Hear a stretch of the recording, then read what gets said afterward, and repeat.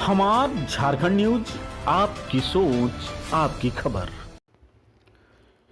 बुढ़मू प्रखंड के गिंजो ठाकुर गांव मुखिया प्रत्याशी सीताराम पाहन पेशे से किसान हैं और इनकी दिनचर्या खेतीबाड़ी से ही शुरू होती है।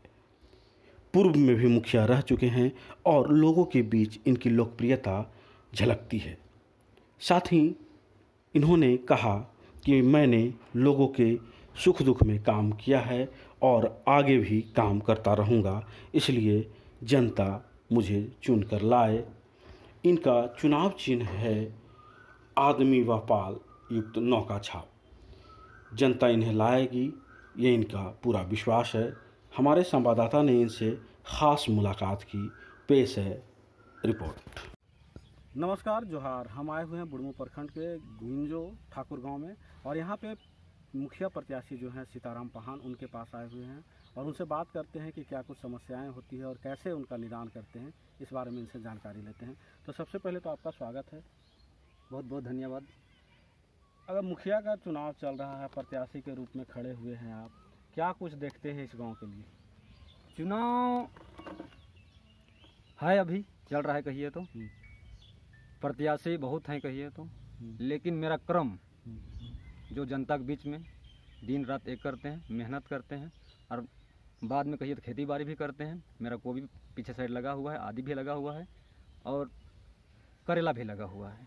और काम धाम को देखते हुए जनता के बीच में दिन हो या रात हो, जनता हमको जब बुलाती है तब जाते हैं और जनता की जितना भी समस्या होता है उस समस्या को हम चाहते हैं कि जितना जल्दी निदान हो जाए और मेरा हाथ से जो बन पड़ता है वो करके मैं रहता हूँ।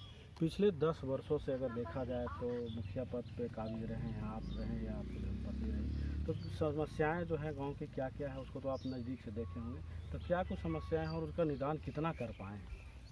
करीब करीब कहिए तो समस्या बहुत कम के बराबर है। कहिए तो रोड हो गया, नाली हो गया, बहुत कम बचा हुआ है। कहिए तो पंचायत में जैसे पानी की व्यवस्था हो गया है, कहिए तो बिजली का व्यवस्था हो गया।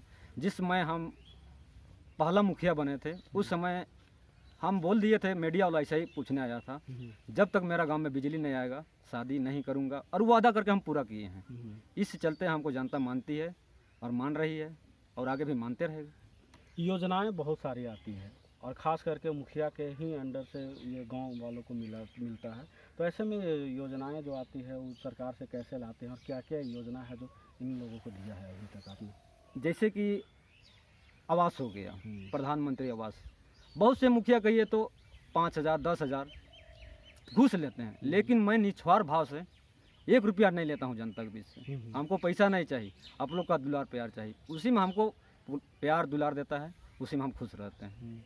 और जैसे वृद्धा पेंशन, उसमें भी हम पैसा नहीं लेते हैं। चाहे साइन मोहर के लिए बात होती है तो उसमें हम पैसा नहीं लेते हैं। और जैसे योजनाएं चलती है, जैसे जल मीनार हो गया, रोड हो गया, नाली हो गया, ये सारी कमियों को हम दूर करने में लगे हुए हैं और थोड़ा मोड़ा कुछ बचा है उसको मैं पूरा करूंगा।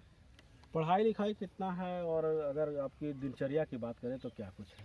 मेरा दिनचर्या है कहिए तो सुबह उठ के एक्सरसाइज करते हैं पहाड़ में जाके, और अगर जरूरी पड़े तो अपना गोभी उभी खेती बाड़ी करते हैं। और जनता जब हमको फ़ोन कर देती है कि ऐसा वो समस्या है, वहाँ जाकर मैं खड़ा होता हूँ, दुख हो या सुख हो वहाँ जाकर खड़ा होता हूँ। शिक्षा दीक्षा कितनी है? शिक्षा मेरी कहिए तो इंटर तक किए हैं कहिए तो पढ़ाई।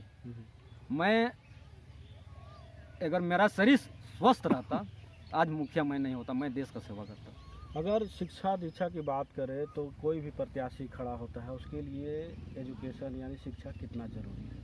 उसमें कहिए तो कम से कम मैट्रिक, इंटर, बीए होना जरूरी है कहिए तो आज के डेट में। कहिए तो आजकल कहिए तो मैट्रिक इंटर को उतना वैल्यू नहीं रह गया जैसे पहले था। नहीं, पढ़ा लिखा अगर प्रत्याशी आता है तो क्या कुछ, और अनपढ़ आता है तो क्या कुछ होता है? नहीं, अनपढ़ आएगा तो कुछ नहीं कर सकता है कहिए तो, साइन कर नहीं सकता है कहिए तो, क्या करेगा कहिए तो गाँव के लिए। इसलिए शिक्षा होना बहुत ज़रूरी है। आज के बच्चे भी कहिए तो पढ़ लिख रहे हैं। आज कोई ऐसा परिवार नहीं है जिसमें बच्चे घर में स्कूल नहीं कर रहे, सवाल नहीं उठता है कहिए तो। जब शिक्षा दीक्षा की बात आती है तो सबसे जो प्राथमिक शिक्षा मिलती है स्कूलों से मिलती है, तो इस गांव की जो सरकारी स्कूल है उसकी क्या स्थिति है? स्थिति कुछ खराब भी है।